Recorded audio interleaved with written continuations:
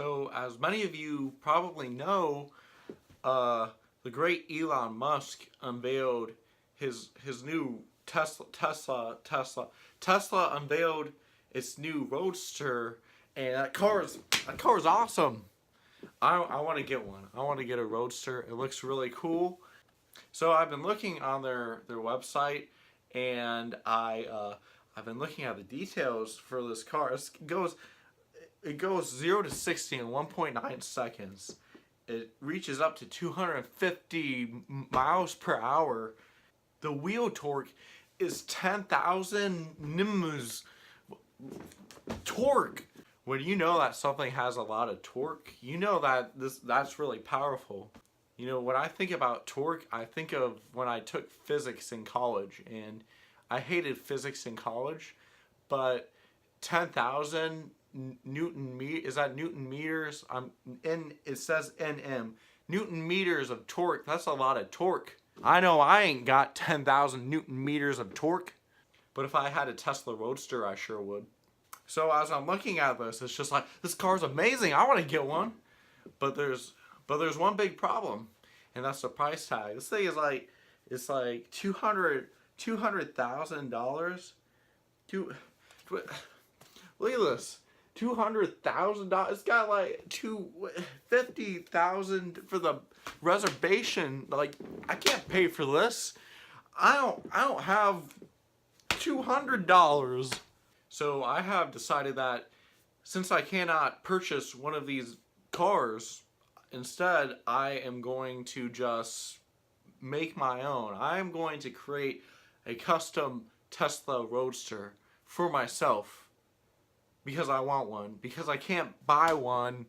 So since I'm making this highly modified vehicle, this highly modified sports car, I decided that I was going to do some things that they're not going to do with the actual Tesla Roadster. For example, I know Mr. Elon Musk is involved with SpaceX and everything and going to Mars. So why don't I create a car that can actually drive to Mars? So I've decided that I'm going to start drawing blueprints for this custom-made Tesla Roadster. Here's what I have so far. If you look, you can see there's a T at the front of the car. That's because, just in case you didn't know, Tesla's logo is a T. I think the T stands for time because it's like it goes really fast, so you're not spending a lot of time in your car.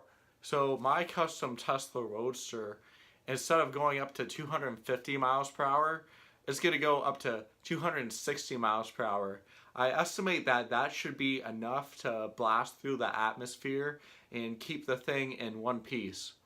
So, oh, I forgot to put windows in my car. Hold on a second. So the actual Tesla Roadster is going to be able to seat 4 people. I decided that I would raise the bar a little bit, because if we're going to go to Mars, we're not just going to take 4 people. So this car is going to be able to seat 4,000 people. I don't really think there's a way that I can actually draw that on this blueprint, but we're just going to assume that it's big enough. So the next thing I wanted to add to this car is that since it can go to Mars, since it needs to blast through the atmosphere and to actually fly through the sky, we're going to add wings onto it. And I'm not going to put like airplane wings or rocket wings, things that would be logical and that actually could possibly work, which actually this wouldn't work because it's impossible to make a car fly. So I'm just totally like pulling out of my butt. I'm just going to put dragon wings on the thing. So here's what I have so far. I got wings on there now.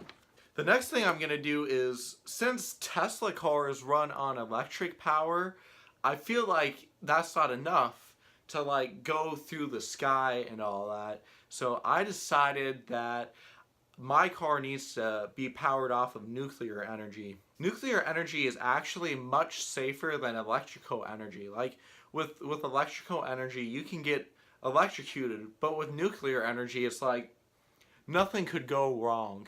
So when if this car goes through the atmosphere, and it's like it runs off of electrical energy, and there's like an explosion or whatever, or or something happens to the internals, it could electrocute all those people. But if we're using nuclear energy instead, it definitely won't explode in the sky and rain down a bunch of harm not only in the people inside the vehicle, but the people on the ground. It's a very safe option.